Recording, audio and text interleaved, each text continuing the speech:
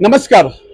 आज महाराष्ट्र ग्रामीण पत्रकार संघाच्या 18व्या वर्धापन दिवसाच्या निमित्त साधून आज वसईतील मान्यवरांना पुरस्कार प्रदान केलेले आहेत। ह्यामध्ये म्हणून श्री चंद्रशेखर धुरी साहेब आणि पत्रकार पुरस्कार म्हणून श्री गायकवाड साहेब यांना 2 पुरस्कार दिलेले आहेत। ह्याबद्दल चंद्रशेखर धुरी साहेब काय सांगत आहेत ते आपण ऐकूया। नमस्कार।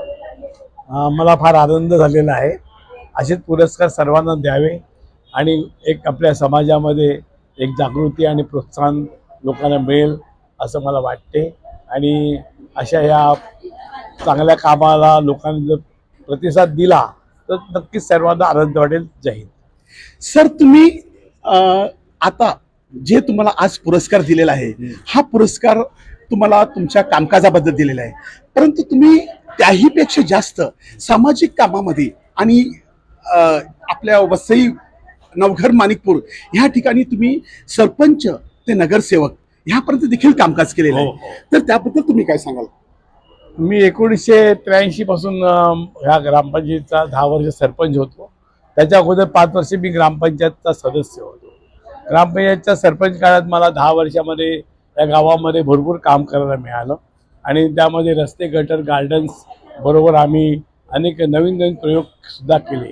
त्या शाळेची इमारत 2 मजली इमारत बांधली, गुजारी शाळेसाठी नवीन इमारत बांधली आणि अनेक टाक्या पाण्याच्या टाक्यांपासून ते भव्य रस्ते आणि गार्डन्स तयार केले।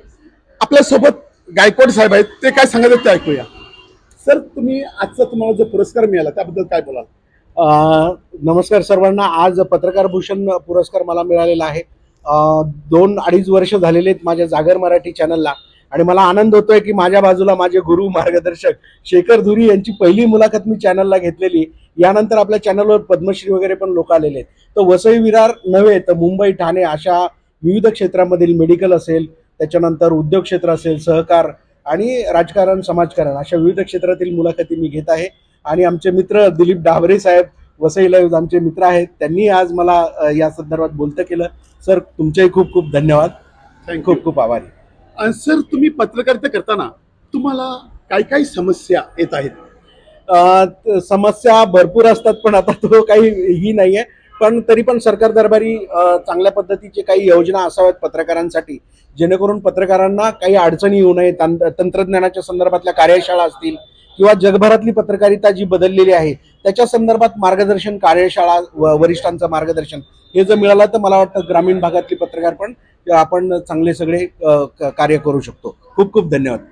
तर तुम्ही आपण आता ऐकतोय की पत्रकार पुरस्कार मिळणे ही साधी गोष्ट नाही, कारण पत्रकारिता करताना भरपूर अशा समस्यांना तोंड द्यावं लागते। कारण पत्रकारिता करताना समाजातील घडलेली गोष्ट जेव्हा आपण लोकांसमोर आणत असतो तेव्हा सर्वांनाच ती गोष्ट आवडत नसते, काहीकांना ती त्रासदायक देखील होते आणि त्याचा त्रास पत्रकारिता करणाऱ्या व्यक्तीला देखील होत असतो। परंतु आज ह्या लोकांना जी पत्रकारितेचा पुरस्कार दिला आहे त्यामुळे येणाऱ्या दिवसात ह्यांचं काम अजून जोमाने होईल ह्यात काही शंका नाही। वसई लाईव्ह न्यूजसाठी दिलीप डाबरेसह मोजेस डिसूजा। नमस्कार।